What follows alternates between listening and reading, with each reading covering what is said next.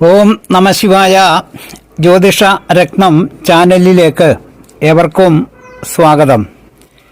ഒരു വ്യക്തിയുടെ ജനന സമയത്തെ ഗ്രഹനിലയിൽ നവഗ്രഹങ്ങളുടെ സ്ഥിതിയെ അടിസ്ഥാനമാക്കി ജാതകന്റെ ശുഭങ്ങളും അശുഭങ്ങളും ആയ അനുഭവങ്ങൾ എങ്ങനെ അറിയാം എന്ന വിഷയത്തെ അടിസ്ഥാനമാക്കി ശനി ലഗ്നഭാവം മുതൽ 12 ഭാവങ്ങളിൽ സ്ഥിതി ചെയ്യുമ്പോൾ ഉണ്ടാകുന്ന ജാതക ഫലങ്ങൾ ഈ വീഡിയോയിൽ പങ്കുവയ്ക്കുന്നു.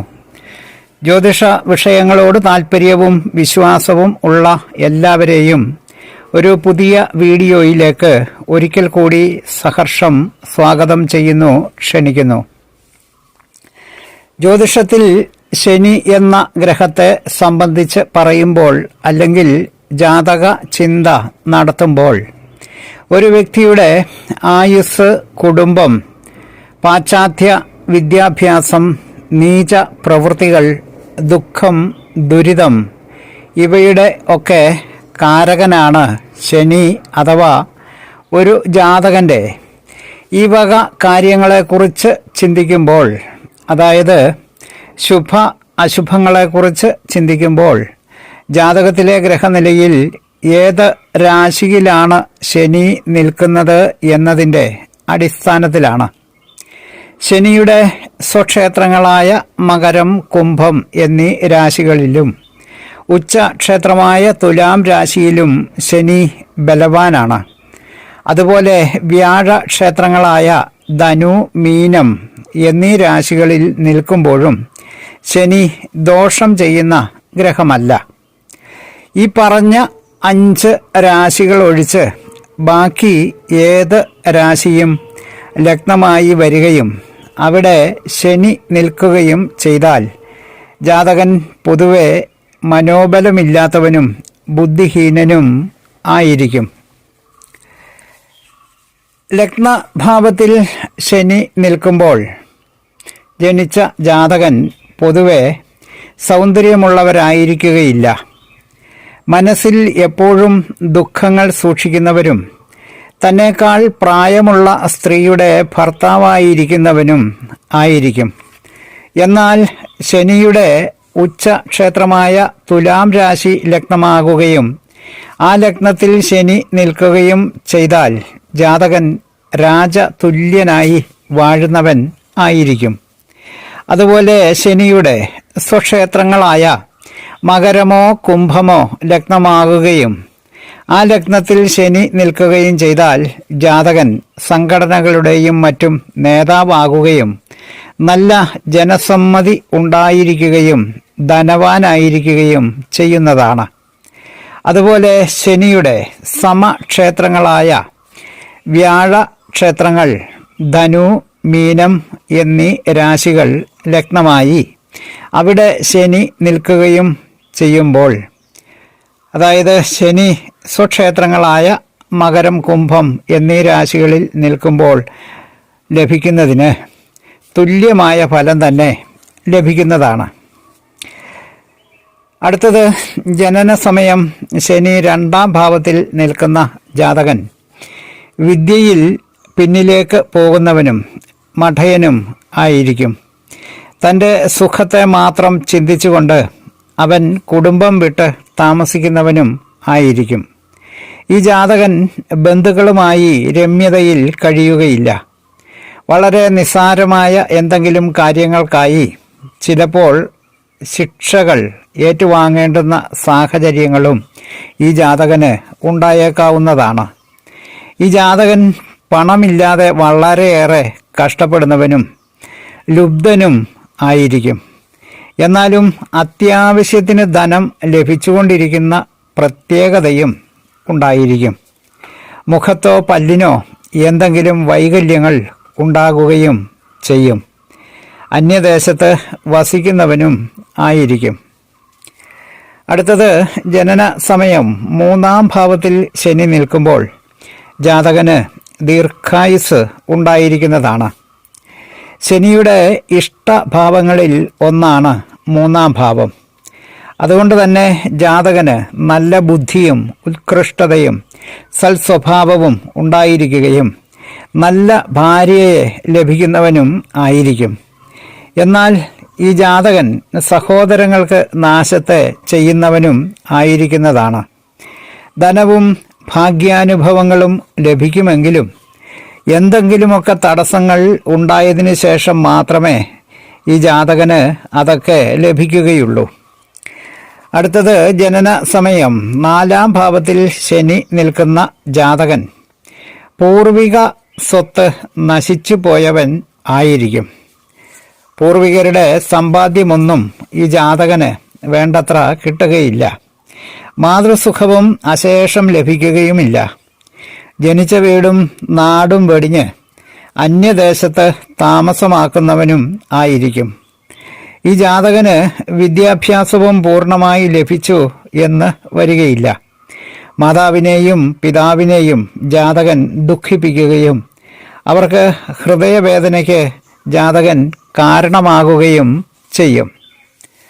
അടുത്തത് ജനന സമയം 5-ാം ഭാവത്തിൽ ശനി നിൽക്കുന്ന ജാതകൻ പുത്രന്മാർ ഇല്ലാത്തത് നിമിത്തമോ അഥവാ പുത്രന്മാർ ഉണ്ടായതിനു ശേഷം അവർ നശിക്കുന്നത് നിമിത്തമോ അതുമല്ലെങ്കിൽ അവരുടെ ശല്യങ്ങൾ കൊണ്ടോ ദുഃഖങ്ങൾ അനുഭവിക്കേണ്ടി വരും.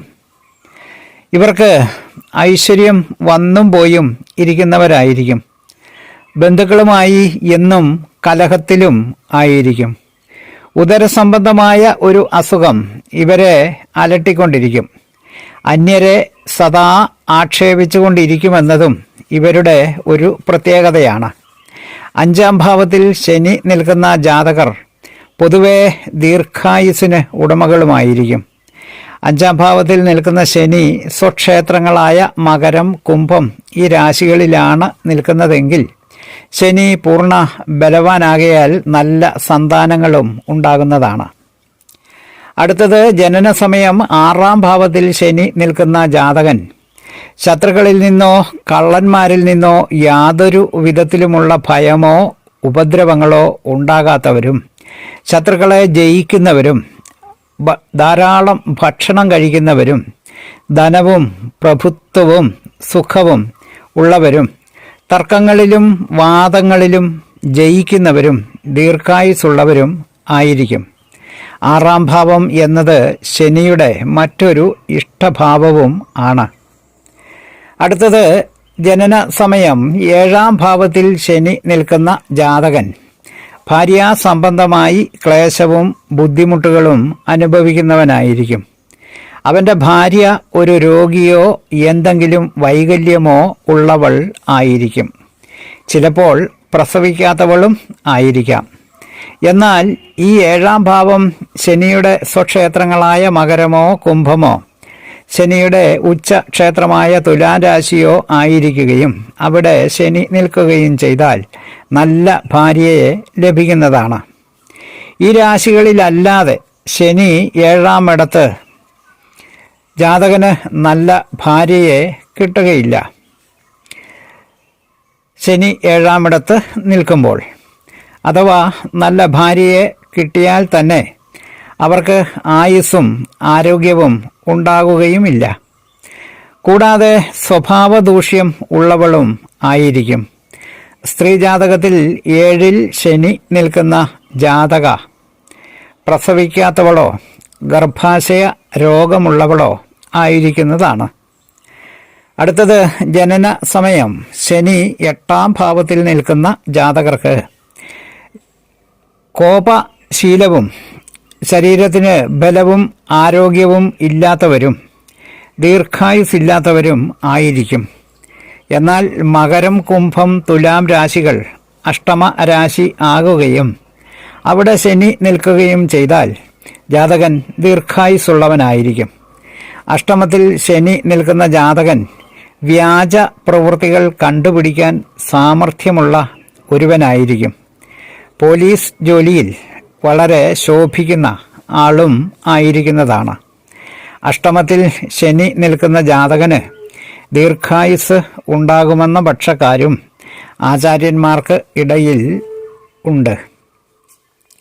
അടുത്തത് ജനന സമയം 9-ാം ഭാവത്തിൽ ശനി നിൽക്കുന്ന ജാതകൻ ധനനാശവും പുത്രനാശവും അനുഭവിക്കുന്നവനോ അല്ലെങ്കിൽ ധനവും പുത്രന്മാരും ഇല്ലാത്തവനോ, അതുമില്ലെങ്കിൽ പാപിയാണെന്ന് മറ്റുള്ളവർ പരിഹസിക്കുന്നവനോ ആയിരിക്കും. ഈ ജാതകൻ ഭാര്യാസുഖം ഇല്ലാത്തവനും ഒന്നിനും കഴിവില്ലാത്തവനും വളരെ ദയ ഉള്ളവനും അവസാനം തനിക്ക് ഉള്ളതെല്ലാം ഉപേക്ഷിച്ച് സന്യാസം സ്വീകരിക്കുകയോ സന്യാസിയെപ്പോലെ നടക്കുന്നവനോ ആയിരിക്കും. അടുത്തത് ജനന സമയം 10-ാം ഭാവത്തിൽ ശനി ഉള്ള ജാതകൻ നല്ല കർമ്മപുഷ്ടിയുള്ളവൻ ആയിരിക്കും. അവനൊരു സ്ഥാപനത്തിൻ്റെയോ സംഘടനയുടെയോ സംഘത്തിൻ്റെയോ നേതൃത്വ പദവിയിൽ ഇരിക്കുന്നവനും ആയിരിക്കും. ഈ ജാതകന് ധനവും പ്രതാപവും വേണ്ടുമോളം ഉണ്ടായിരിക്കുമെങ്കിലും ഐശ്വര്യം സ്ഥിരമായിരിക്കുകയില്ല. കൃഷിയും കൃഷിഭൂമിയും ഒക്കെ ഇല്ലാതെയാകുന്ന സമയവും ജീവിതത്തിൽ ഇവർക്ക് വന്നു ചേരും. എന്നാലും എവിടെയും ബഹുമാനിക്കപ്പെടുന്നവനും സുഖമുള്ളവനും ആർക്കും വഴങ്ങിക്കൊടുക്കാത്തവനും സ്വതന്ത്രശീലനും മാതാപിതാക്കളെ അനുസരിക്കാത്തവനോ അവരെ ഭയപ്പെടുത്തുന്നവനോ ആയിരിക്കും. 10-ാം ഭാവത്തിൽ നിൽക്കുന്ന ശനിയെ കൊണ്ട് കൃഷിയും ദാസ്യവൃത്തിയും അനുഭവം ആകുകയും ചെയ്യും. അടുത്തത് 11-ാം ഭാവത്തിൽ ശനി നിൽക്കുന്ന ജാതകൻ ദീർഘായുസ്സിന് ഉടമയായിരിക്കും. അവൻ ഏത് കാര്യത്തിനു വേണ്ടി പുറത്ത് തുനിഞ്ഞിറങ്ങിയാലും പിന്മാറുകയില്ലാത്തവനും ആയിരിക്കുന്നതാണ്. അവന് രോഗം വന്നാലും പെട്ടെന്ന് സുഖപ്പെടുകയും ചെയ്യും. വളരെ ധനം ലഭിക്കുന്നവനും നല്ല ഭാഗ്യവാനും ആയിരിക്കും. അവന് സർക്കാർ ജോലി ലഭിക്കാൻ അർഹതയുള്ളവനും ആയിരിക്കും. അവൻ്റെ സമ്പത്ത് വളരെ ഉറപ്പുള്ളതും ആയിരിക്കുന്നതാണ്. ഈ ജാതകൻ വളരെ ഉയർന്ന നിലയിൽ ജീവിതം നയിക്കുന്നവനും നല്ല ഈശ്വരവിശ്വാസിയും ആയിരിക്കും. ജനനസമയം 12-ാം ഭാവത്തിൽ ശനി നിൽക്കുന്ന ജാതകൻ ചിലവുകൾ അധികം ഉള്ളവനും ആവശ്യത്തിന് പണമില്ലാതെ കഷ്ടപ്പെടുന്നവനും ആയിരിക്കും. ഈ ജാതകന് എല്ലായിടത്തും തോൽവി ഉണ്ടാകുന്നവനും നിസ്സഹായനും അന്യദേശത്ത് താമസിക്കുന്നവനും ജീവിതം ആകെ തകരാറിലായതിനാൽ അലഞ്ഞു തിരിഞ്ഞ് നടക്കേണ്ടതായും വരുന്നതാണ്. ചിലപ്പോൾ ഏതെങ്കിലും ഒരു അവയവത്തിന്, പ്രത്യേകിച്ച് കാലിന് എന്തെങ്കിലും ഒരു വൈകല്യം ഉണ്ടാകുവാൻ സാധ്യതയുള്ളവനും ആയിരിക്കും. മേൽപ്പറഞ്ഞ ഫലങ്ങളാണ് ശനി ലഗ്നഭാവം മുതൽ 12 ഭാവങ്ങളിൽ ജനന സമയം സ്ഥിതി ചെയ്യുമ്പോൾ ഉണ്ടാകുന്ന ഫലങ്ങൾ. ജാതകം കയ്യിലുള്ള ഏതൊരാൾക്കും തൻ്റെ ഗ്രഹനില നോക്കി ഏറ്റവും എളുപ്പത്തിൽ മനസ്സിലാകത്തക്ക വിധം വളരെ ലളിതമായി പറയുവാനും ശ്രദ്ധിച്ചിട്ടുണ്ട്.